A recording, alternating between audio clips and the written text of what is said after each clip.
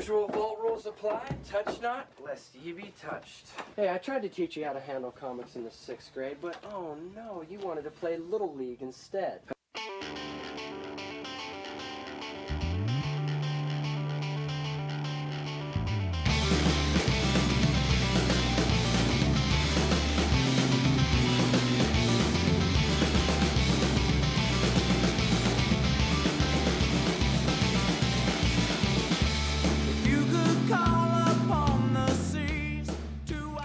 Oh, greetings, Bucketheads! Mavar Tigar? Welcome to the 48th comic book protecting episode of Mandovision. Narguy Tom, thank you so much for checking out this small independent Star Wars podcast.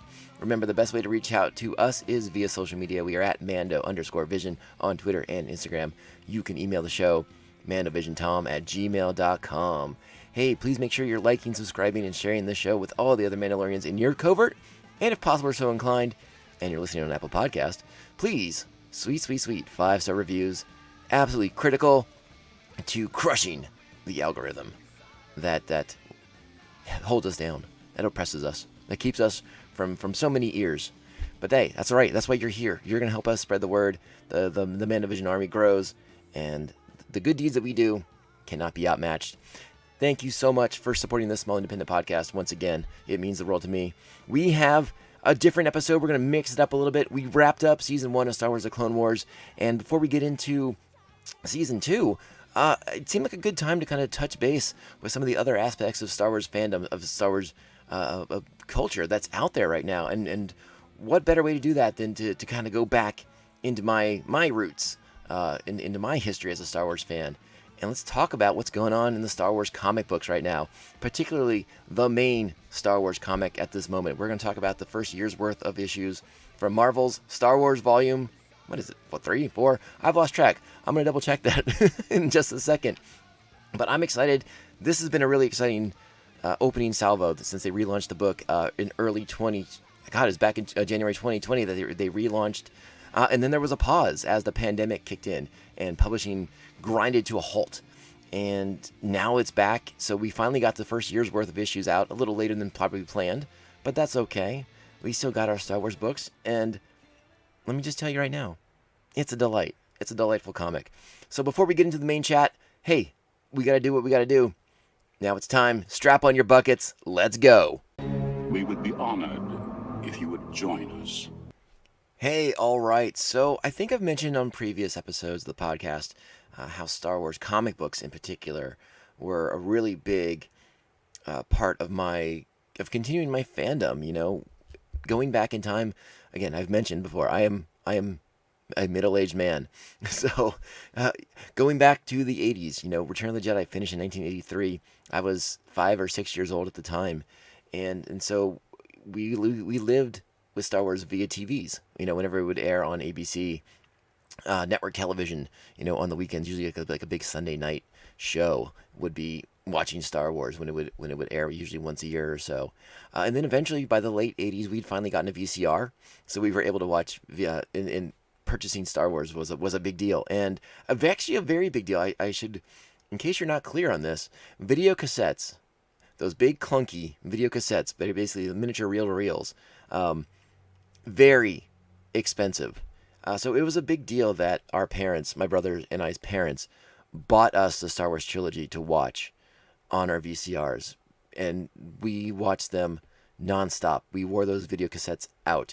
And they were these beautiful cassettes too, because they had this iconic art on them. I want to say there was Drew Struzan art on all three of them, on Star Wars Empire and Jedi. But I'll have to double check that. My brother actually has the video cassette still, so I'll have to hit him up and see if that's accurate. Maybe get him to send me a picture of them that I can share on social media with everybody. But we live on those videotapes, and you know there was nothing else after that. It was, you know, there was the Ewoks movies every now and then in the mid '80s, which you can now watch on Disney Plus, and there was the Droids cartoon was on for a bit with the Ewoks animated series, and then Star Wars, you know, by the late '80s, early '90s was kind of gone, and you know, we loved it so much. We watched it all the time still. It didn't matter that there wasn't new stuff. Well, it mattered. Let's be honest. But we would have to be content with what we had. And then the early 90s is about the time that I began to get into comic books. And I was in my slightly preteens, like I want to say I was 12-ish years old, maybe 13, early teen years when I started getting into comic books and going to comic book stores. And again, I was young. I didn't have a job. So I would go with the little bit of allowance that I had. And I'd pick up stuff off the shelves, off the racks, whatever I could find, whatever interested me. But I didn't know about advanced sales and the marketing, the advanced marketing that the comic industry was based on. So I had no idea what the things that were going on at the time. I just was like, oh, I just want to get these Spider-Man comics, or I just want to get these. And then I started going to little small local comic book conventions that were in my area. I remember going to one in particular, a small little ballroom at the Marriott Hotel in Gaithersburg, Maryland, and finding a table with a guy who had Star Wars comics on it, and the original Marvel Star Wars comics from the 70s. And I was like, these are so cool. I want these so badly. And they were insanely cheap because there was no Star Wars going on. There was no hype for this. There was no demand for these Star Wars comics. So I got the original first 6 issues of Star Wars for like $20. $20. And now those are probably pretty expensive. I'll be honest, they are very expensive now. I don't have a full run of that original 77 series because, again, I started getting these when I was a teenager, and I didn't have a lot of money for a long, long time. I have stretches of the book, but some of the issues are actually very hard to find, at least in good condition and for prices that I thought were reasonable. Now, in the last 20 years or so, those prices have skyrocketed, and so they became even harder for me to obtain because of the skyrocketing value. But I still have those first 6. I think I have most of the Empire arc in the middle there with Boba Fett and everybody, and various issues in between. And I'm really proud of having those in my collection, actually. And so that was neat. And then at that same convention, I go to another table where another dealer has Star Wars Dark Empire, and I didn't know what this was. The comic store that I was frequenting, they didn't have this book at the time. I think it might have just sold out on there, so I never even saw it. And I caught a glimpse of this, and he had, I think at the time he had 4, 5, and 6, if I'm remembering correctly.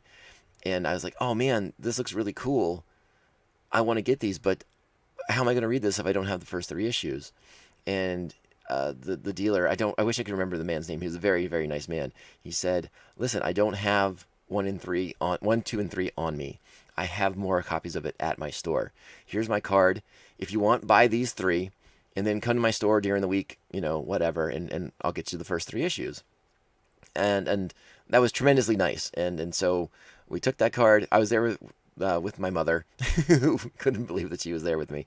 And so later during that week, I think after school one day, we drove up to this guy's store in Damascus, Maryland, a very rural part of Montgomery County, Maryland. And he had a really nice, small little store. And he remembered me from the convention, from the ballroom, and he got those 3 issues. I didn't have to pay too much for them. They were back issues at that point, so they did have a little value to them. But he really nice, really good deal. I was happy with it. Allowance well spent. And we went home, and I read Star Wars Dark Empire. And again, then like the next week, my store that I shop at had the collected edition on their shelves, and I ended up buying that too. So again, allowance well spent. But those were published through Dark Horse in like 1992. It was a bi-monthly series. I didn't know this at the time, but it came out bi-monthly. I think it started in December of 92-ish and finished by like October of that following year. And it was shortly after that I discovered them. And then I became obsessed. I was like, oh my gosh, this is how I'm going to read Star Wars.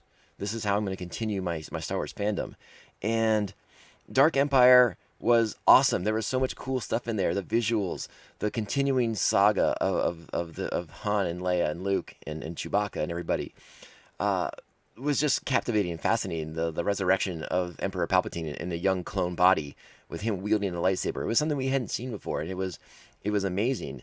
And probably the biggest fanboy moment I had through the whole experience was, I think it was issue 4, when out of the blue, I mean, the cover kind of shows it, so you're like, but when you read through it the first time around, and you Boba Fett comes back on the smuggler's moon of Nar Shaddaa, and he's pursuing Han and Leia, man, I still think about that, and I get the goosebumples, I get the goose flesh, the heart skips a beat, because that was one of those moments where you're just like, what? I can't believe they're doing this. This is amazing. And then Boba Fett has that line. How about this? How the Sarlacc found him somewhat indigestible. And yeah, I just was the imagination, the spirit was captured. And so, I became a big fan of Dark Horse comics, the Star Wars line in particular, and bought every single Star Wars comic I could get. It was also about this time that the Timothy Zahn Thrawn series started in novel form. And again, I would eventually come around to picking those up, I think a year or two later. I think I initially bought them as paperbacks. And I was like, oh my gosh, I'm in this wonderful world now where Star Wars is going on in comic books and novels. And I was so happy.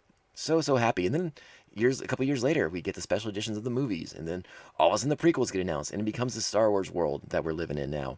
And yeah, it's again, we're in a great place right now as fans. It's so wonderful. But for quite a while, for a handful of years, I was sustained by novels and comic books, and so the Star Wars comics have always been near and dear to my heart. I have stuck with them through thick and thin. There are highs and lows, much like any of the canon or of the media that is out there for all fandoms.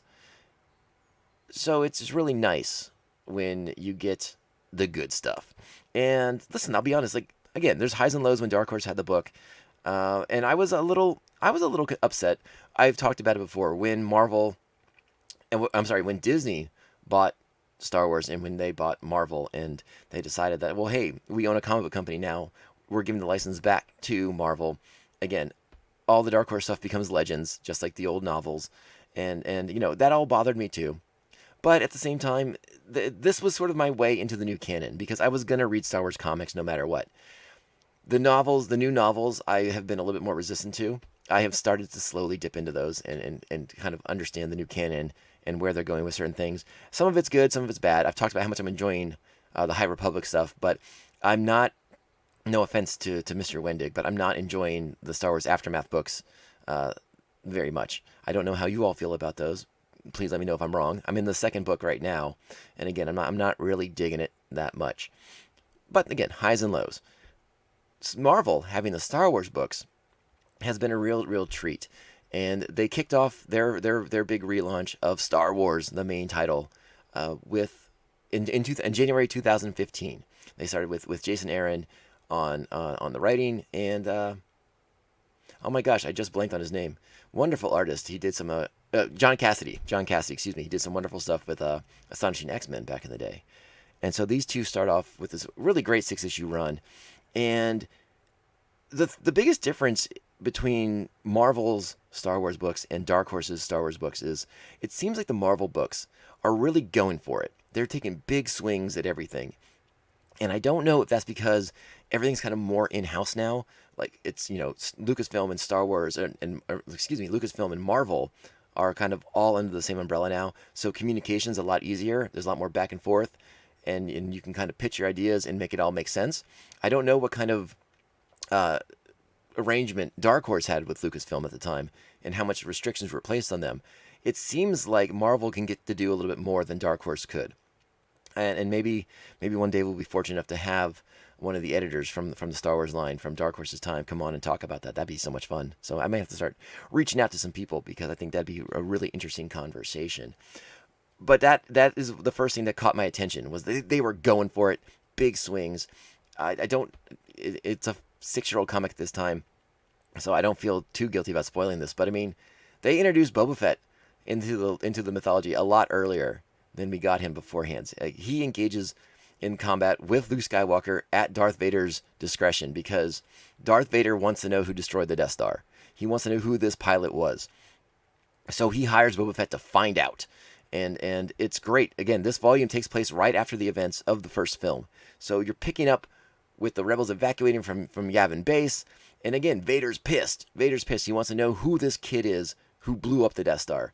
And Boba Fett, of course, obtains the information. The end of the first arc is Boba Fett revealing to Darth Vader the name Luke Skywalker. And the just quiet rage, the simmering, boiling anger of Darth Vader. No words, just a closed fist and a view screen on a Death Star, on a Star Destroyer, crack spider webbing, just around him as he uses the Force, as the Force just boils with rage around him. And that's just the first 6 issues. And they did some really neat stuff. They cover the time from the Battle of Yavin to getting to Hoth and building Echo Base. That is volume 1 of this current run of Star Wars. And by the way, I did look to see what volume this is, and I guess it seems like they've done away with volume numbers as far as that goes, because there's nothing in this new comic that indicates. It just says Star Wars number 1, January 2020. So this new comic, this new run, we'll just refer to this as Star Wars 2020. I guess that's the only way we really can. So we had volume 1. See, I'm doing volumes already. So I guess this is volume 2 of the new Marvel stuff, if that makes sense. I'll try to keep it simple. I promise, I swear. But let me tell you all the reasons why I really, really like this new comic book series, and I think you will dig it too. So this new volume is between the events, excuse me. This new volume takes place after the events of The Empire Strikes Back. So we are talking about, Leia and Chewie and Luke escaping from Bespin with Lando Calrissian. A very angry Darth Vader is not able to capture them, and this is where it picks up. And why I like this is because there's a big bridge, a big swath of time to cover between the events of Empire Strikes Back and Return of the Jedi. Now, we've had comics and novels that have taken place in that period, but I think this might be already supplanting them after only 12 issues. I really like the way this is started. I love what they've done with the characters in this. And again, this is a period of time without probably my favorite of the heroes. No Han Solo. So what do you have? You have a distraught and angry Chewbacca, a distraught and upset Princess Leia, who must balance her personal needs to save Han Solo, her personal desires to save Han Solo, with the responsibilities of bringing the rebels together. Remember, the rebels completely scattered across the galaxy after having to evacuate Echo Base, after having to evacuate Hoth. And we'll talk a little bit more about the plight of the rebels in a second here. But I want to go through these characters first. Our main characters in particular. Luke, distraught. I mean, just completely wrecked after his failure, his confrontation with Darth Vader. Because of the information that he learned. And his sorting out those feelings, his shame and embarrassment that Vader is his father, the sort of conflicting emotions that he feels about all this, and the desire to hide it and to squash it and to make sure no one ever finds this information out. And again, just the complete shattering of his confidence. Like, Darth Vader battle with him wrecks him, and Luke has no idea. Luke questions the path that he's on. Will he be a Jedi? Can he be a Jedi, knowing these things now? And having, again, gotten his butt completely kicked by Darth Vader. And one of the more interesting aspects of this particular run thus far has been Lando. Because Lando takes a big jump in who he is at the end of Empire in the films to who he is in Return of the Jedi. And there had to be an arc there. There had to be some growth and development there. He doesn't just become a general in the Republic overnight. No. This comic is so good at showing Lando as very much the selfish, self-involved administrator of Cloud City. And again, the lack of trust that Leia and Chewbacca and the rest of the rebels have towards Lando because of his actions on Bespin. It's a fascinating it's just fascinating so far. I don't want to talk too much about it because I'm trying to not give spoilers away here either. There's a lot of really good stuff. Well, there might be some minor spoilers, but some of the stuff going on with Lando is really, really interesting, and a lot of it hasn't played out to its full conclusion yet. So it's kind of hard to say if it's going to land or not yet. But I love where we're finding these characters when this book opens. And I should mention too the entire series thus far has been written by Charles Soule, who did the High Republic, the first of the High Republic novels that I spoke so highly of. So a big fan of Charles Soule. He's done a lot of great work for Marvel in the past. His Daredevil run in particular is one of my personal favorites. Amongst the many great Daredevil runs that have popped up over the last stretch of years. But Charles Soule knows what he's doing here, and what he's brought to the characters, and the emotional pain that they're in at the start of the series, the sort of turmoil that they all find themselves in because of what happened, because of the Empire striking back, has made it just a really, in my opinion, fascinating read. And I love the conflict within the rebellion so much. And one of the key aspects of the story is after evacuating Hoth, the rebel forces scatter. They're across the galaxy, and so there's a tiny moment here that they just have chosen to explore from between when our heroes escape Bespin when they launch into hyperspace to when we catch up with them at the rebel fleet and Luke has his prosthetic hand. The first 6 issues actually take place between that moment. And it's actually really, really fascinating to kind of explore that short period of time with, like I said, a very shaken Luke, a very unsteady Princess Leia, but who must rally quickly because of what's happening with the rebel forces. It is really, really great, rich, fertile ground to explore. And I think thus far, not only through the first 6 issues, but through the first 12, I think Charles Soule has done a really great job.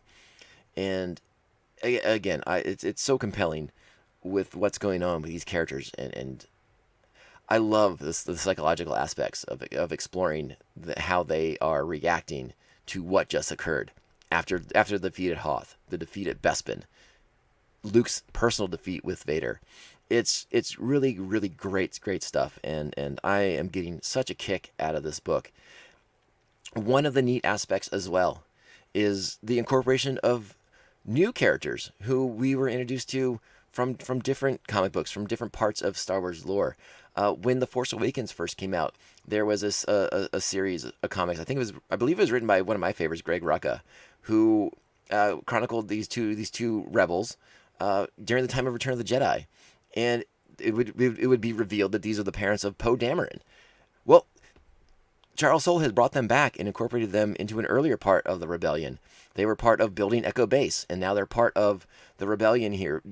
Poe's mom is a pilot for the rebellion, and his father is a pathfinder, one of these rebels who helps the Jedi, or excuse me, who helps the rebels, find new bases and establish headquarters and gets them information and does kind of like recon missions for them in a sense. It's really fascinating stuff.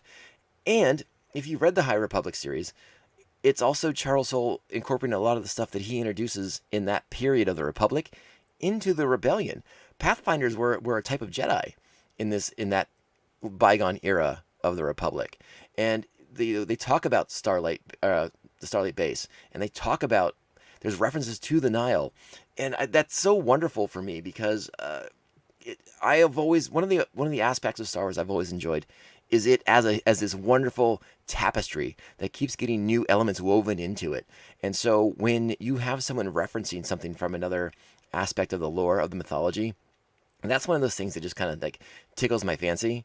It makes me so extremely, extremely happy. And Charles Soule, it probably helped that Charles Soule wrote that book. So he was obviously more inclined to reference his own material. But I love that incorporation. It to me, again, it enriches that tapestry that is the Star Wars galaxy so very, very much. One of the big driving forces in these first 12 issues is the fact that the rebellion figures out that the Empire's cracked all their codes. And now they know where the rebels are. So whenever a rebel fleet makes contact with another rebel fleet, the Empire can track them, and they show up and are basically decimating the remaining forces of the rebel alliance after Hoth. Tiny spoiler, I know, but again, there's a huge chunk of time that we have to cover between Empire and Jedi.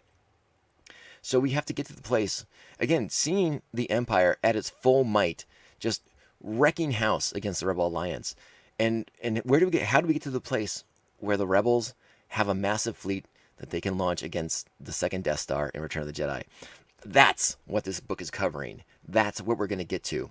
We're only 12 issues in. I believe the first volume that took place between Star Wars and Empire was 75 issues. So, I mean, we just did the first 12. We were only 12 issues in, and I haven't gotten to specific details. Just kind of giving you like the broad strokes. And you get some really great villainy with the Empire. You're introduced to some new characters on the Imperial side of the fence and their motivations for wanting to destroy the rebels. There's a lot of I don't want to say like a vendetta necessarily against Princess Leia by a certain Imperial Star Destroyer, but you on their side on the Imperial side of the comic, on the Imperial side of the fence, you feel the anger that they feel for the destruction of the Death Star, for the loss of their comrades and allies and friends and siblings and all that. And it's, again, it makes the Empire more than one-dimensional space Nazis, which I think we all like enjoy thinking of the Empire as space Nazis. But listen, this is a more fully developed Empire in these comics, and so that's really a really interesting aspect to explore, and I think you will all get a kick out of seeing that and exploring that, and seeing how the loss of people like Grand Moff Tarkin has impacted some of these Imperial admirals and Imperial officers. The destruction of the Death Star, how it has impacted them on personal levels. It's really great stuff. I am beyond stoked. I like that first volume that Jason Aaron wrote a big chunk of. But this, I don't want to like measure them necessarily, but Empire is my favorite movie in the original trilogy, and one of the reasons is because I like how the tables get turned in it. I enjoy seeing the might of the Empire and feeling that Imperial oppression, and that's one of my favorite aspects of Star Wars Rogue One, and that's why I think Rogue One is my favorite of the new movies. Is because you feel that grip, that oppressive grip that the Empire has across the galaxy.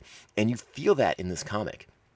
But this comic is also laying the groundwork for Princess Leia and the rebellions and their key belief, which is hope. That hope will prevail, and hope that they will be the ones to overcome the Empire and tyranny in the galaxy.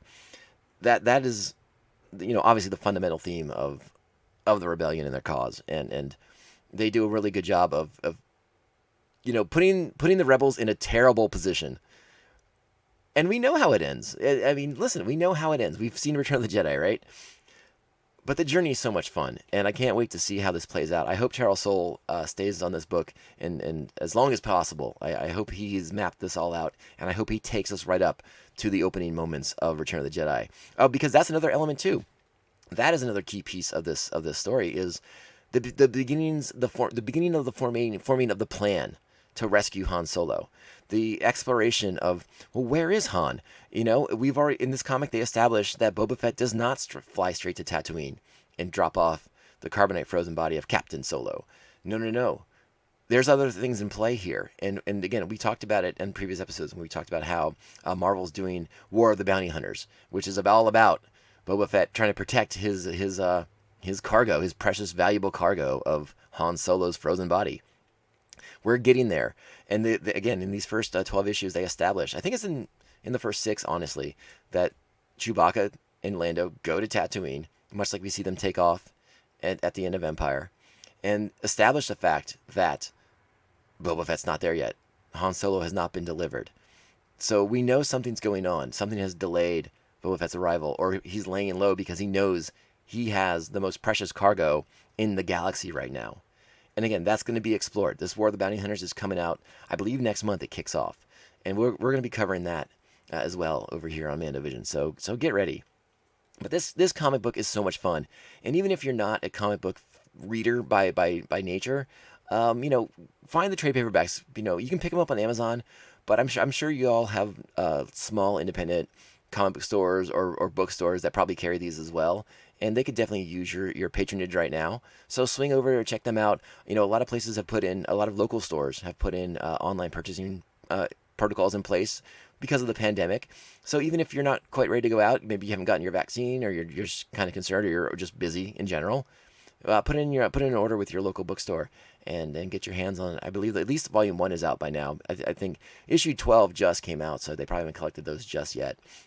But you can at least get that first 6, which, by the way, has completely stellar art by Jesús Saiz. Oh boy, gorgeous. Gorgeous art in these first 6 issues. And it's real good in issues 6 through 12. But you have 2 different artists doing the work on there. But they kill it too. But Jesús Saiz in these first 6, just beautiful stuff. So very, very good. I think that's kind of all I want to say about these stories. Like I said, there's some really interesting stuff in here. I don't want to get too spoilery. Like I said, the Empire's cracked the Rebels' code. That is a big, big problem for the Rebel Alliance, and their fleets are scattered because of this, because they know they can't come in contact with their forces without drawing the attention of the Empire.